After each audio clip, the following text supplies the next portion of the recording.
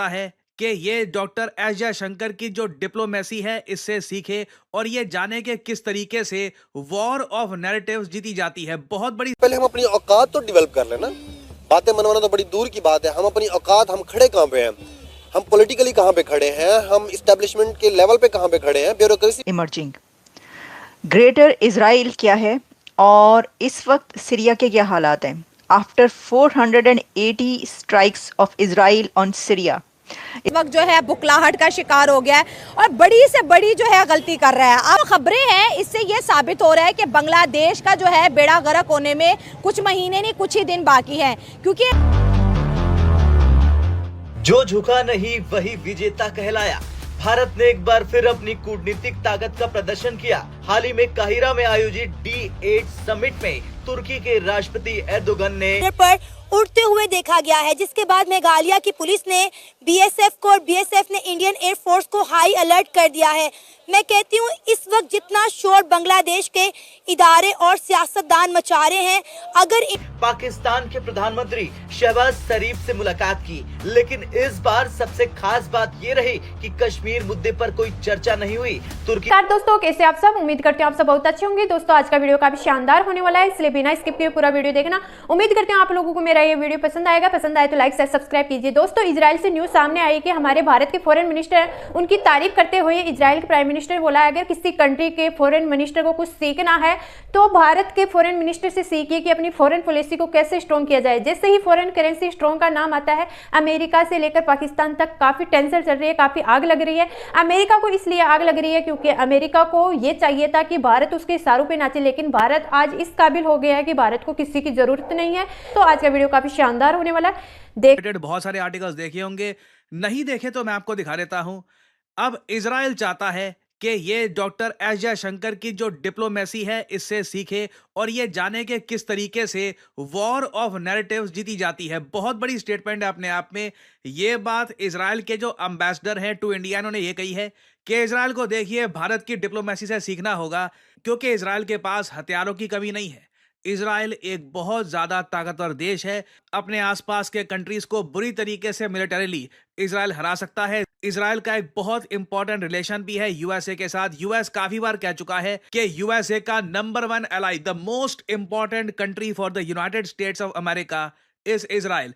चाहे यूके हो, फ्रांस हो, सब लोग सेकंड थर्ड पे आते हैं, इजराइल सबसे आगे है। मगर उस सब के बियॉन्ड इजराइल ये जानता है कि डिप्लोमेसी के मामले में, नैरेटिव रखने के मामले में, अपनी बात दुनिया के सामने रखने के मामले में ना, इजराइल बहुत पीछे रह गया है। इस वक्त सीरिया के क्या हालात हैं after 480 strikes of Israel on Syria. Israel Syria पर टैक्स क्यों कर रहा है और इजराइल ने सीरिया की टेरिटरी भी कंट्रोल कर ली है। ये बहुत बड़ी डेवलपमेंट्स हैं इस वक्त दुनिया की हमारे सामने आ रही हैं और मिडल ईस्ट का नक्शा बदलने जा रहा है। मिडल ईस्ट अब पहले वाला मिडल ईस्ट नहीं रहेगा।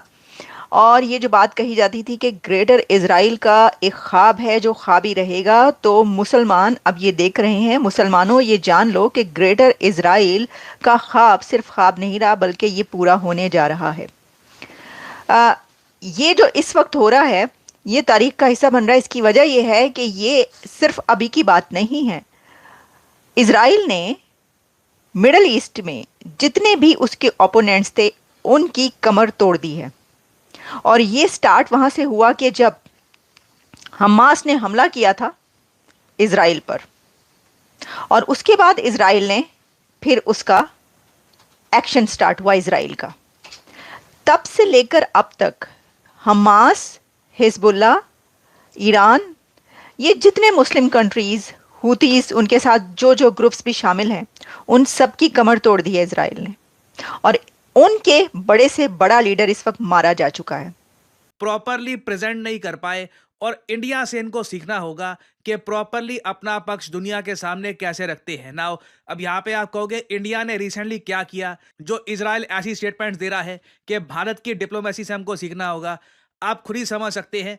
देखो, जिस तरीके से यूरोप, यूएसए ने हम पे प्रेशर डाला था कि रशिया से ऑयल परचेज नहीं करना, रशिया खराब है, या फिर जब हम ऑयल परचेज कर भी रहे थे तो कई यूरोप के जो छोटे लीडर्स हैं उन्होंने ये कहना स्टार्ट कर दिया कि इंडिया गलत कर रहा है रशिया से ऑयल परचेज करके।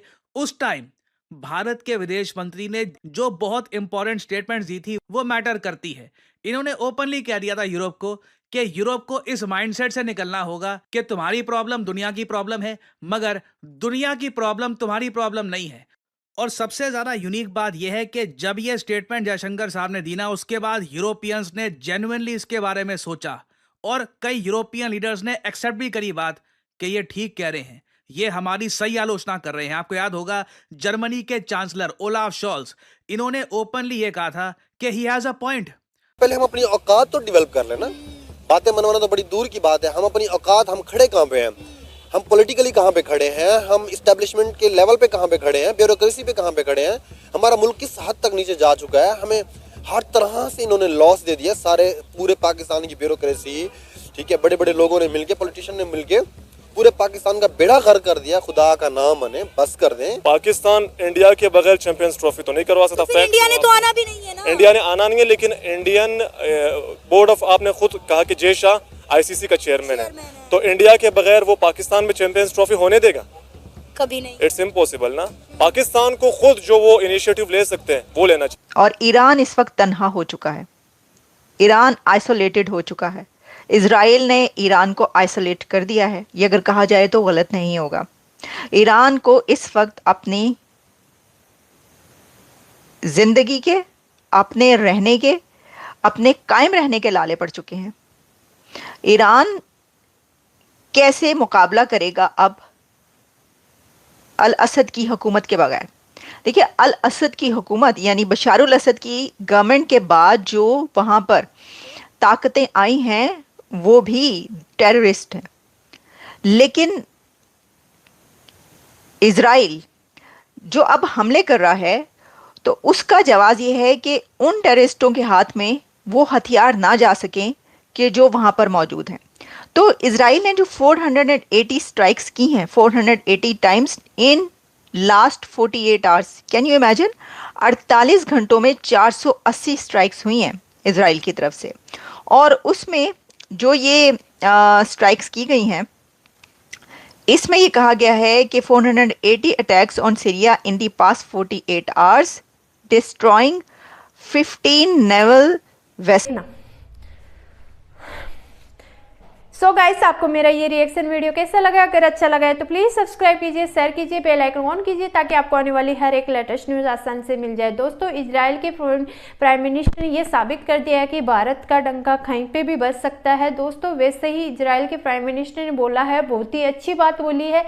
ये तो बात हम सबको भी मालूम है कि हमारे जयशंकर जी में कितनी काबिलियत हासिल कर चुकी है और कितना दिमाग है। दोस्तों, डॉक्टर जयशंकर जी के अंदर इतना ज़्यादा माइंड है कि वो कहीं पे भी कुछ भी कर सकते हैं। डॉक्टर जयशंकर जी जब भी किसी कंट्री में जाते हैं तो उनका रेड कारपेट पे उनका स्वागत किया जाता है, भव्य स्वागत किया जाता है डॉक्टर जयशंकर जी का। तो दोस्तों, डॉक्टर जयशंकर जी की तारीफ तो बनती है, लेकिन किसी कंट्री के द्वारा अगर किसी की तारीफ आती है तो वो हजम नहीं होती है। तो वैसे ही अमेरिका को अब हजम नहीं हो रही कि भारत की तारीफ कैसे चल रही है चारों तरफ। दोस्तों, क्योंकि अमेरिका चाहता था कि भारत उसके इशारों पे नाचे, लेकिन भारत अब इतना पगला इंसान, पगली कंट्री नहीं है कि वो अमेरिका की इशारों पे नाचेगी। तो दोस्तों, आज का वीडियो काफ़ी शानदार होने वाला है और आप लोगों ने देख लिया होगा। अगर आप लोगों को कोई इसमें मिस्टेक लग रही है तो अपने कमेंट बॉक्स में अपनी राय बताना, कोशिश करूंगी कि मैं उसका सुधार करूंगी। और अगर आपको कहीं पे भी टूट फूट नज़र आ रही है तो सॉरी।